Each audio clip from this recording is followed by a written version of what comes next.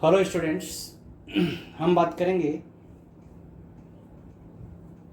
FBD में। FBD मतलब है फ्री बॉडी डायग्राम, जो आईआईटी एंड नीट के जो बंदे हैं उनके एग्जाम में आता है। और एफबीडी का फुल फॉर्म यदि हम बात करें तो मतलब होता है free body diagram. Free body diagram, देखो इसको जरूरत क्या है फ्री बॉडी डायग्राम की, क्योंकि यदि हम कोई भी चैप्टर करें, सपोज हम करें एसएचएम, सपोज हम करें रोटेशन, सपोज हम करें इलेक्ट्रो, हर जगह पे इस फ्री बॉडी डायग्राम की जरूरत है। आपको ये अच्छे से पढ़ लेना चाहिए, और किसी को डाउट है तो इसकी वजह से क्वेश्चन नहीं होता, फिर आपको परेशानी होती है। आप जाओगे इलेक्ट्रो में थोड़े से आ जाएगा, आप डर जाओगे, अरे पीडी लग रही है। इसको पढ़ लो ना भैया अच्छे से। चलो स्टडी करते हैं अच्छे से। एफबीडी में सबसे पहली बात आती है फोर्सेस को देखना होता है आपको। तो उसमें आता है सम कॉमन फोर्सेस, बताता हूं मैं आपको, उनको आप याद रखना, ठीक है। Some common forces, some common forces.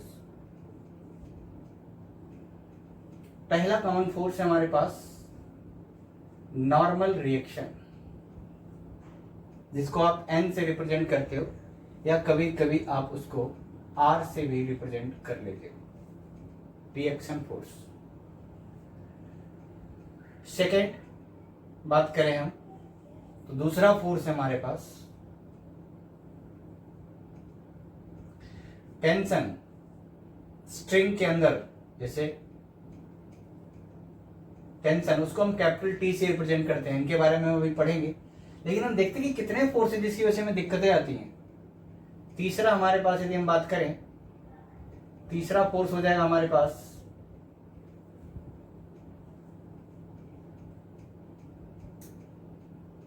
Spring force.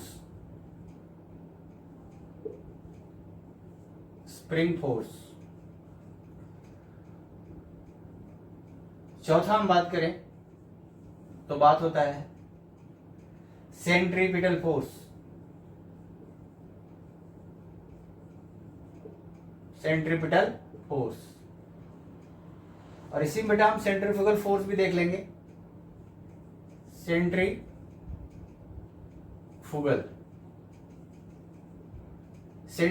और सेंट्रीपिटल दोनों फोर्स हम यहीं पे देखेंगे। पांचवा, फिफ्थ,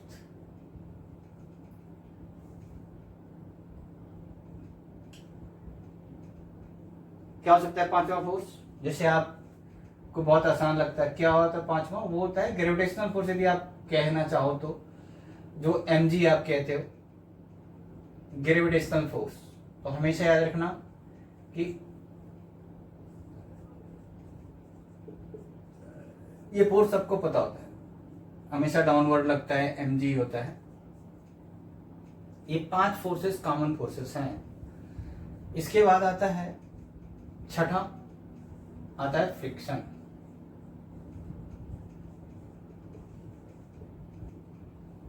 ठीक है। अब फ्रिक्शन में दिक्कत क्या है कि फ्रिक्शन के टाइप्स होते हैं, स्टैटिक फ्रिक्शन और काइनेटिक फ्रिक्शन। तो स्टैटिक फ्रिक्शन को आप Fs से रिप्रेजेंट करते हो, और इसको आप रिप्रेजेंट करते हो Fk से। तो ये बातें थोड़ा समझेंगे हम लोग, पढ़ेंगे हम लोग। अब यदि आप स्टैटिक फ्रिक्शन की बात करो तो स्टैटिक फ्रिक्शन में एक होता है, स्टैटिक फ्रिक्शन की वैल्यू क्या होती है? 0 से लेकर के, स्टैटिक फ्रिक्शन की वैल्यू 0 से लेकर मैक्सिमम तक जाती है, लेकिन काइनेटिक फ्रिक्शन हमेशा कांस्टेंट रहता है। ये सब बातें हम करेंगे अभी, लेकिन अभी थोड़ा समझ लो ये वैल्यू 0 से लेकर के Fs की मैक्सिमम वैल्यू तक जाती है, और इस मैक्सिमम वैल्यू को हम बोल सकते हैं Fs limit, limiting static friction जिसको आप बोलते हो, Fs limit, maximum static friction is called limiting static friction. ठीक है गाइस, तो ये हमारे पास फोर्स है,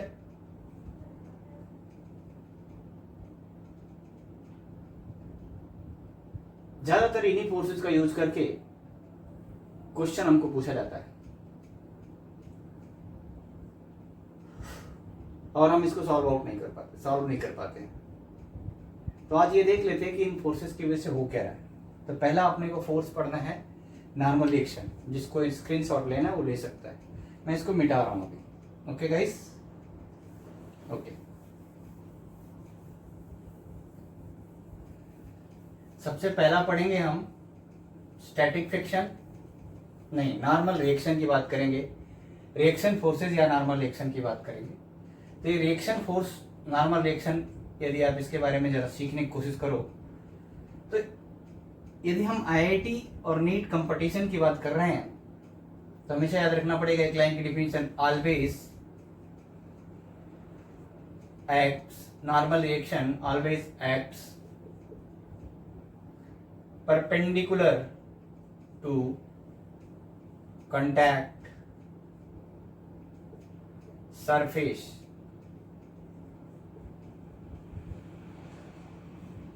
हमेशा याद रखना, always acts perpendicular to contact surface। बताता हूं आपको, मान लीजिए कि एक टेबल है और यहां पे आपका रखा गया है एक मास, कोई भी बॉडी, तो कांटेक्ट सरफेस तो टेबल है, तो कांटेक्ट सरफेस के परपेंडिकुलर लगेगा नॉर्मल रिएक्शन। ओके, हो सकता है कि सरफेस कभी ऐसा हो, तो यहां पे यदि हम कोई फोर्स रख दें, यहां पे कोई बॉडी रख दें, तब तो आप कहोगे नॉर्मल रिएक्शन सर ये होगा। लेकिन यदि हम यहां पे बॉडी रख दे और बॉडी टिकी हुई है, फ्रिक्शन वगैरह होगा, तो हमको सब नहीं पढ़ना है, सिर्फ हम यहाँ पे पढ़ रहे हैं नॉर्मल रिएक्शन, बाकी सब देखेंगे। Normal reaction always contact surface ये हो गया, और ये always perpendicular to the contact surface. अब यहाँ पे बात करोगे गाइस, यहाँ पे तो क्या आएगा, यहाँ पे बात करोगे तो इस सरफेस के परपेंडिकुलर, तो अपने को कांटेक्ट सरफेस से मतलब है, याद रखना है। ओके,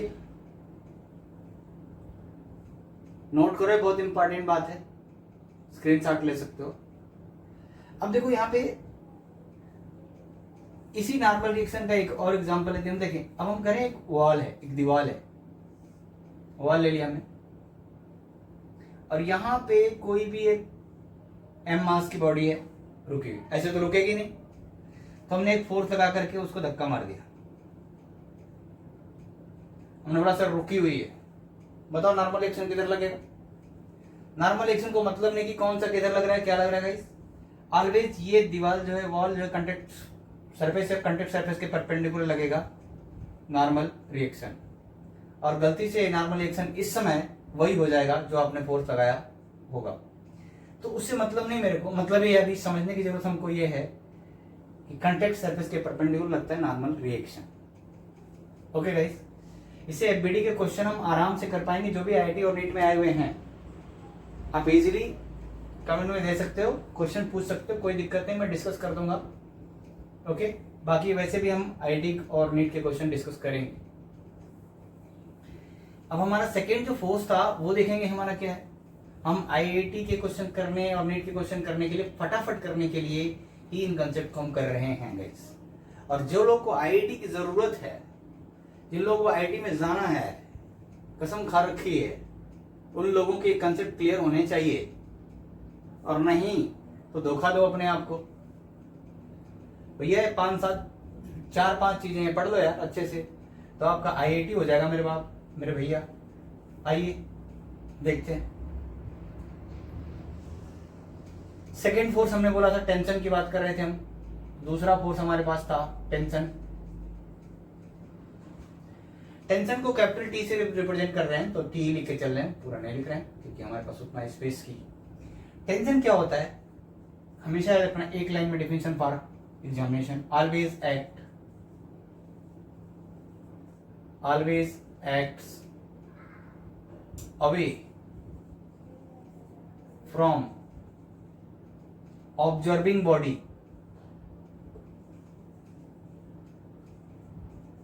ऑब्जर्विंग, ये ऑब्जर्विंग है भैया, ऐसे बॉडी,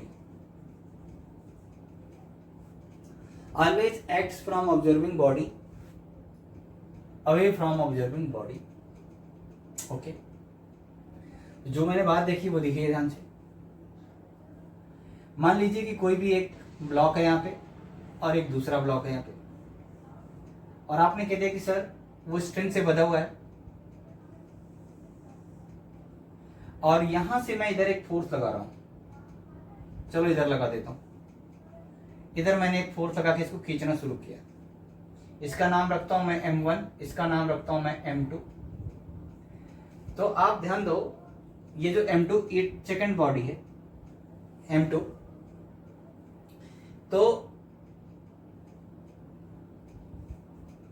यदि मैं इसको इधर की तरफ खींचता हूं तो M1 पे देखूंगा तो ये स्ट्रिंग है, स्ट्रिंग में टेंशन लगेगा अवे फ्रॉम M1, T लगेगा अवे फ्रॉम ऑब्जर्विंग बॉडी। आप किस बॉडी को ऑब्जर्व कर रहे हो, ये डेफिनेशन इसलिए कह रहा हूं क्योंकि जब आप एफबीडी बनाओगे, इस डेफिनेशन को पकड़ोगे, जिस बॉडी को ऑब्जर्व कर रहे हो उस बॉडी को सिर्फ देखोगे, और एक समय में एक ही बॉडी ऑब्जर्व की जाएगी। ये एफबीडी याद रखना है। ओके, यदि कोई पूछे हमसे कि सर मान लीजिए मैं M2 ऑब्जर्व कर रहा हूं तो क्या होगा सर, तो M2 के अवे लगेगा टेंशन। ओके, जब M2 को देखेगा तो M2 के अवे, M1 को देखोगे तो M1 को। एक समय में एक ही चीज देखोगे। कुछ लोगों को लग रहा होगा टेंशन इसका टी और इसका टी इधर, नहीं बेटा, एक बॉडी पे ऑब्जर्व करोगे, ये टी इस पे लग रहा है, ये टी इस पे, कैंसिल आउट थोड़ी होंगे। टेंशन की एक बात, always away from, always act away from observing body, away from observing body, ये बहुत इंपॉर्टेंट है भैया, बहुत इंपॉर्टेंट है, याद रखना जरा। एक पॉइंट और नोट कर लीजिए आप लोग चाहें तो, if string is same tension is same.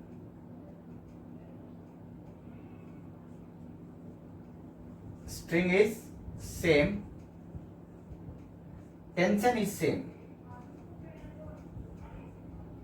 इसीलिए इसमें भी टेंशन टी था, यहां भी टेंशन टी था। बेटा इस डेफिनेशन को लेके चलना, क्वेश्चन कराऊंगा, मजा आएगा। टेंशन क्वेश्चन आपको हो तो मैं कराता हूं अभी एक। चलिए देखते हैं हम लोग एक टेंशन का क्वेश्चन। ओके, लेकिन जब हम थोड़ा थोड़ा एफबीडी समझने लगे, 5-6 चीजों को देखने लगे, तो चलेगा काम, हो जाएगा काम। टेंशन आप सीख सकते हो। ओके, चलो टेंशन का एक क्वेश्चन आपको कराता हूं, सिर्फ टेंशन एक्ट कर रहा उस पर। मान लीजिए कि एक 2 ब्लॉक है, या सपोज ये 2 ब्लॉक है, या सपोज 3 ब्लॉक ले लेते हैं, 3 ब्लॉक ले लेते हैं, 3 ब्लॉक है हमारे पास, ठीक है। ओके, अब 3 ब्लॉक हैं, इन ब्लॉक पे यदि मैं इधर की तरफ थोड़ा फोर्स लगाऊं, मान लीजिए कि स्ट्रिंग से बंधे हुए, नाम इनका रख लीजिए आप, ये आपको M1 बोल देता हूं मैं, ये M2 बोल देता हूं मैं, ये M3 बोल देता हूं मैं।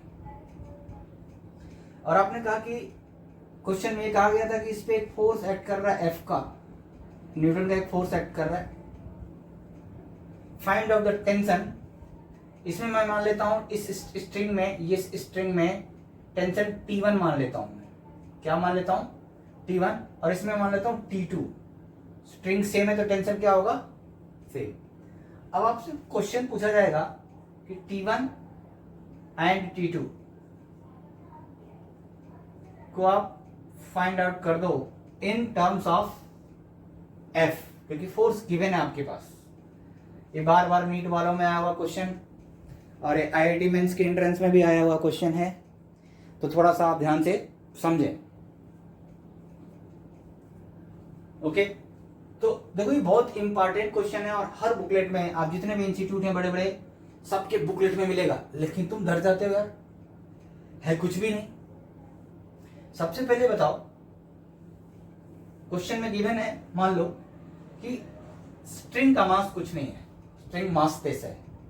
और हमेशा याद रखना बेटा, स्ट्रिंग एफबीडी में ज्यादातर मासलेस गिवन होती है आपको,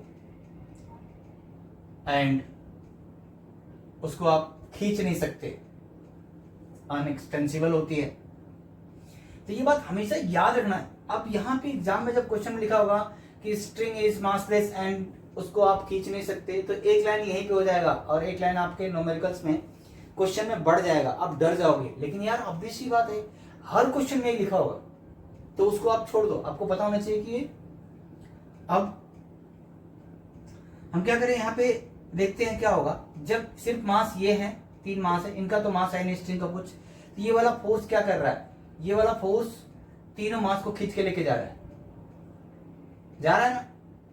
तो मैं टोटल मास कितना लिख दूंगा, मैं m1 plus m2 plus m3 लिख दूंगा मैं। और टोटल जो दोनों मिलकर के एक एक्सेलरेशन प्रोवाइड, तीनों मिलकर के फोर्स लग रहे हैं, तीनों पे एक फोर्स लग रहा है तीनों पे, और एक्सीलरेशन प्रोवाइड हो गया, कॉमन एक्सीलरेशन, तीनों का एक्सीलरेशन सेम एक्सीलरेशन से तीनों जा रहे हैं। ऐसा हमने इसलिए किया क्योंकि स्ट्रिंग का मास नहीं है बेटे। तो आप यहां से ए फाइंड आउट कर लोगे, this is the common concept. बहुत आसान है यार, डिवाइड कर दो, तो आप आराम से डिवाइड कर दो इसको, तो F upon m1 plus m2 plus m3, that is your common acceleration. इस पूरे सिस्टम का एक्सीलरेशन फाइंड आउट हो चुका है। ठीक है, अब हम बात करेंगे, टेंशन निकालना था अपने को, T1 निकालना था, T2 निकालना था। ओके गाइस, तो हमें T1 T2 देखना है। अब देखो, मैं ये आप नोट कर लो, एक्सीलरेशन तो हमारा नोट हो गया, हमें T1 देखना है। तो जब T1 देखना है तो या तो हम देख सकते हैं इस M1 को, तो T1 दिख जाएगा, या M2 को भी देखेंगे तो T1 दिखेगा, क्योंकि स्ट्रिंग सेम है। आप किसी को भी देख सकते हो। सबसे पहले उसको देखो। देखो, यदि आप M2 को देखोगे, इधर T2 वगैरह हमको नहीं फाइंड आउट अभी है, तो हम ये फ्री है, इसको देखो आप M1 को। यदि हम M1 को देखें, और देखो जब हमने बोला था बेटा आपको कि टेंशन की डिफिनीशन, तो हमने कहा था कि always away from observing body, उस बॉडी को ऑब्जर्व करो। तो हम M1 को बेटा ऑब्जर्व कर रहे हैं, लिखते हैं हम किसको ऑब्जर्व कर रहे हैं, M1 को। M1 पे कौन सा फोर्स लग रहा है, अवे फ्रॉम ऑब्जर्विंग बॉडी, इधर की तरफ M1 पे टेंशन लग रहा है। मान लो M1 यहाँ है, पॉइंट मास में मान लिया, तो M1 किधर जा रहा है बेटे, M1 पे टेंशन लग रहा है T1। और क्या फोर्स लग रहा होगा, क्या लगता है आपको बेटा, ऊपर की तरफ एक, चूंकि ये नॉर्मल रिएक्शन लग रहा होगा, और हमेशा एक वेट mg नीचे की तरफ लग रहा होगा। तो देखो, y एक्सिस में तो कोई ऊपर इस डायरेक्शन में तो कोई मोशन नहीं हो रहा है, इसका मतलब n = mg हो जाएगा। मोशन हो किस डायरेक्शन में रहा है, इस डायरेक्शन में हो रहा है, और इस डायरेक्शन में सिर्फ एक फोर्स है। तो यही T1 जो होता है, इसको मोशन प्रोवाइड करने के लिए रिस्पॉन्सिबल है। बाकी n = mg हो जाएगा, तो इसकी तो हमको जरूरत रही नहीं, n और mg की हमको जरूरत रही नहीं। मोशन किस में प्रोवाइड किया जा रहा है, करा रहा है, T1 ही M1 के मास को प्रोवाइड करा रहा है। तो T1 फोर्स है M1 के मास को एक एक्सेलरेशन दिला रहा है। तो आप सोचो कि T1 = M1 इंटू क्या A लिखोगे, और इसका इन तीनों को कॉमन एक्सीलरेशन अपने को पता है। बट बेटा आंसर आ गया तुम्हारा यार, A की वैल्यू पुट कर दो। T1 की वैल्यू जो आ गई आपकी, बहुत आसान आ गई, सबको आई थिंक पता है। m1 इंटू ए कर दीजिए आप और आराम से लिख दीजिए उसको। तो बेटा अब बहुत आसान मजेदार यार, m1 इंटू एफ अपान पूरी वैल्यू, एफ अपान m1 plus m2 plus m3, ये हो गया टोटल T1 फाइंड आउट हो गया। और ये थोड़े बेसिक्स कर लो भैया, और मैं बता रहा हूं आपको बहुत आसान है। कोई भी क्वेश्चन ला के दो, कोई दिक्कत नहीं, आप डिस्क्रिप्शन में लिखो, समझ में आएगा आपको, कोई दिक्कत की बात नहीं। तो ये टेंशन में मैंने कराया। अब किसी को T2 करना है तो क्या करना पड़ेगा बेटा, T2 M2 को देखो, सिर्फ ऑब्जर्व करो बेटा M2 को, इसीलिए मैंने टेंशन की डिफिनेशन में लिखा always away from observing body. M2 को आओ ऑब्जर्व करते हैं। तो जिसने लेना था स्क्रीनशॉट ले लेना है, मैं T1 को मिटा देता हूं। अब देखो मैं M2 को देखूंगा, चलो लिख दिया मैंने M2 यहां पे, ध्यान दो, मान लो पॉइंट मास M2 है। M2 पे इधर लग रहा है कुछ force away from M2, T1 T2 लग रहा है, और इधर से लग रहा है अवे फ्रॉम T1। अब फिर भी ये बॉडी किधर जा रहा है बेटा, इधर जा रहा है, मोशन तो इधर ही हो रहा है। इसका मतलब T2 ज्यादा है T1 से। जिधर देखो M2 किधर जा रहा है बेटा, M2 going towards right with acceleration A, क्योंकि सारे कॉमन एक्सीलरेशन A से जा रहे हैं। इट मीन्स ऑब्वियस सी बात है, T2 बड़ा है T1 से, तभी तो A की तरफ जा रहा है, राइट में जा रहा है। इसको हम लिखेंगे, क्या लिखेंगे, ध्यान दीजिए आप, यहां पे आप लिख सकते हो कि भैया T2 में से T1 को घटाइए और जो आए वो M2 मास को A का एक्सेशन प्रोवाइड करा रहा है।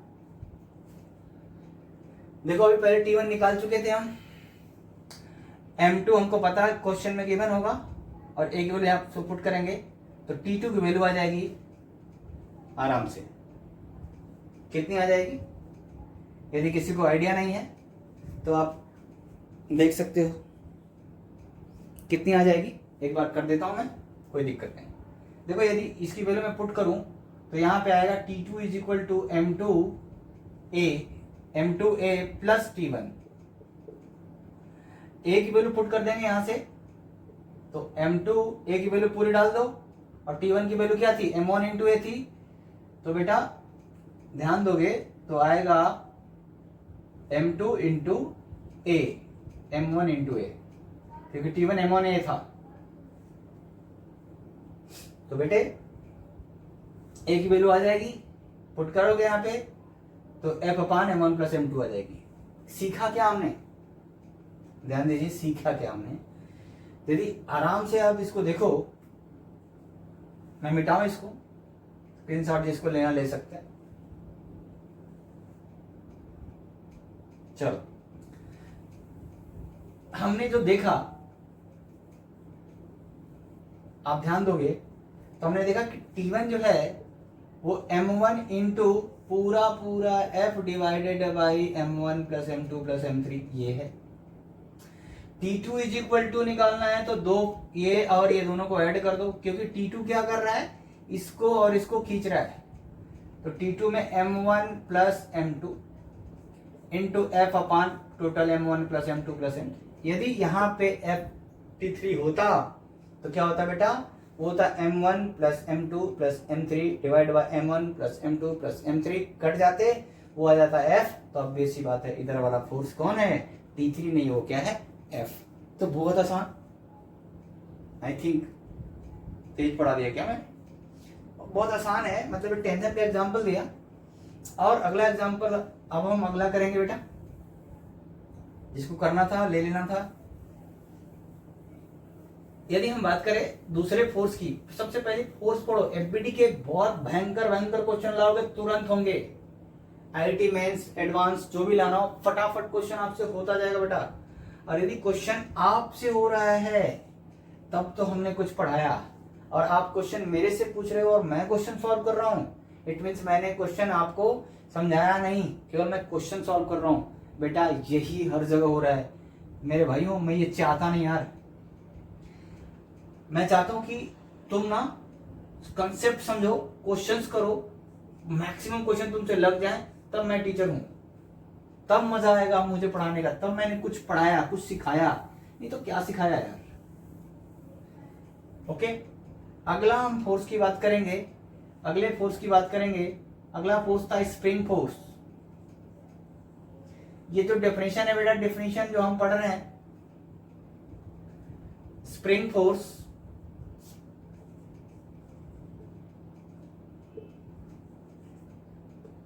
स्प्रिंग फोर्स स्प्रिंग फोर्स होता है बेटा, डिफिनीशन जो बता रहा हूं बेटा वो कंसेप्ट एकदम क्लियर डिफिनीशन बता रहा हूं। वो ऐसा नहीं है कि आप केवल थियरी में लिखोगे, कंसेप्ट नहीं लगेगा। ऐसा है कि आपका आईआईटी का क्वेश्चन होगा, फटाक से इस डिफिनीशन को देखोगे और फटाक से होगा। पहली बात, क्या होता है मतलब नहीं, क्या इसका नेचर है, क्या कंसेप्ट है, कैसे क्वेश्चन में लगता है, वो मैं पढ़ाना चाहता हूं। तो पहले लिखो, it is a restoring force. Restoring,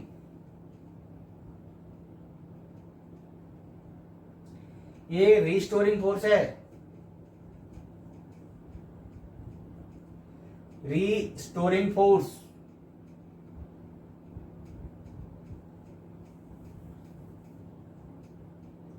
इसकी वैल्यू जो होती है स्प्रिंग फोर्स की, वो डायरेक्टली प्रोपोर्शनल टू एक्स होती है। तो अब इसको थोड़ा समझाता हूं कि हो क्या रहा है स्प्रिंग में। पहली बात तो सब लोगों ने लिख लिया कि ये रीस्टोरिंग फोर्स है, रीस्टोरिंग फोर्स है, ये बात आप लिख लिए, ये रीस्टोरिंग फोर्स है। अब थोड़ा स्प्रिंग का कंसेप्ट समझो, स्प्रिंग क्या कहती है।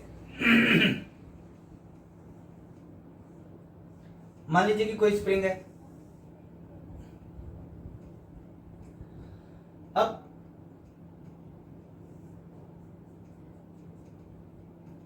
देखो ये स्प्रिंग नेचुरल लेंथ पे है, उसकी लेंथ स्प्रिंग की जो भी थी वो L0 है। अभी स्प्रिंग है आराम से, कोई दिक्कत नहीं। स्प्रिंग की कहानी क्या है कि स्प्रिंग को मैंने एक्सपांड किया और स्प्रिंग थोड़ी सी बढ़ गई और बढ़ के कहीं आके स्प्रिंग यहां आई, मतलब ये थोड़ा सा बढ़ गया होगा और बढ़ के यहां आ गया। तो मतलब ये जो इक्विलिब्रियम से ये जो एक्सट्रीम हम बोलेंगे मैक्सिमम एक्सपांडेशन, ये हो गया एक्स। और हमेशा याद रखना, जब किसी स्प्रिंग को आप एक्स से खींच सकते हो उतना ही आप उसको कंप्रेस भी कर सकते हो। तो आपने थोड़ा सा कंप्रेस किया और ये डिस्टेंस कितनी हो जाएगी बेटा, फिर से ये भी एक्सट्रीम होगा बेटा, क्योंकि इससे ज्यादा आप नहीं कर सकते। और ये मैक्सिमम, किसी स्प्रिंग को जितना हम खींच सकते हैं उतना ही हम उसको कंप्रेस कर सकते हैं, ये बात याद रखने की जरूरत है। अब बात ये रही कि फोर्स कहां लग रहा था सर, जब मैं यहां पे स्प्रिंग को खींच के छोड़ दूंगा स्प्रिंग वापस जाना शुरू होगी।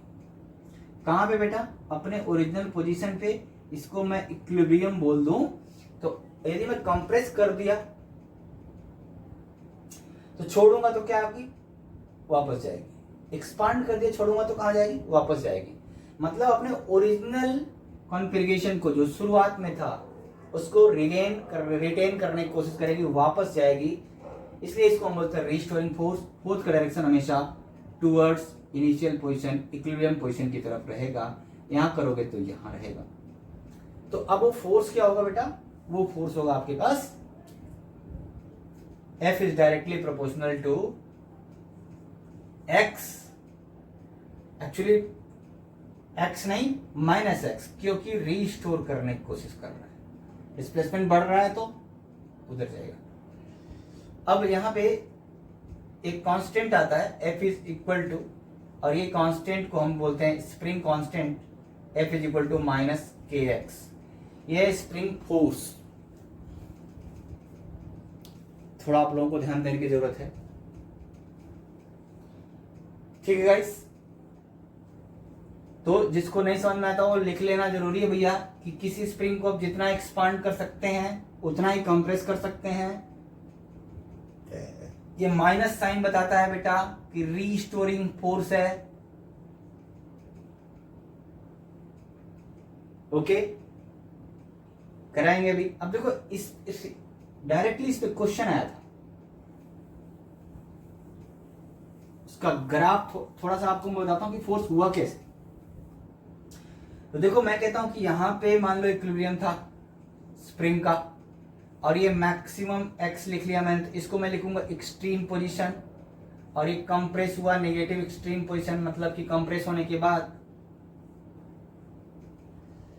तो इक्विलिब्रियम को मैं 0 0 ले लेता हूं, आपको खुशी हो जाएगी थोड़ी, एक्स वाई कोऑर्डिनेट की तरह। तो ये 0 0 है।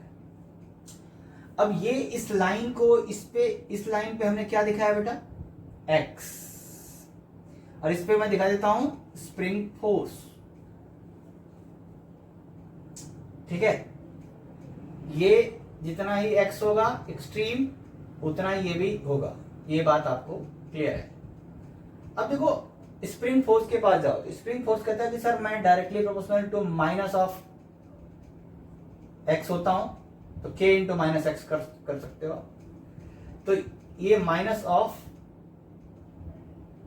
एक्स कर रहे हो आप, कांस्टेंट k था तो कोई मतलब नहीं उसका, या आप लिख सकते हैं इक्वल टू माइनस के एक्स। तो देखो क्या होगा, यदि आप फोर्स ऊपर पॉजिटिव है, हाँ इधर एक्स नेगेटिव है, तो फोर्स को पॉजिटिव रखोगे तो एक्स को नेगेटिव रखो और डायरेक्टली मार दो। देखो इस क्वाड्रेंट में फोर्स पॉजिटिव है और एक्स नेगेटिव है। अब उन्होंने कहा सर ये भी तो हो सकता है कि इस माइनस को इधर ले आए तो एक्स पॉजिटिव हो जाएगा और एफ नेगेटिव हो जाएगा, तो डायरेक्टली प्रोपोर्शनल का ग्राफ, और ये ग्राफ बेटा रिप्रेजेंट कर रहा है F is equal to minus of k x, spring force को रिप्रेजेंट कर रहा है बेटा ये एफ स्प्रिंग। और इस पे डायरेक्टली क्वेश्चन आया तो थोड़ा बेटा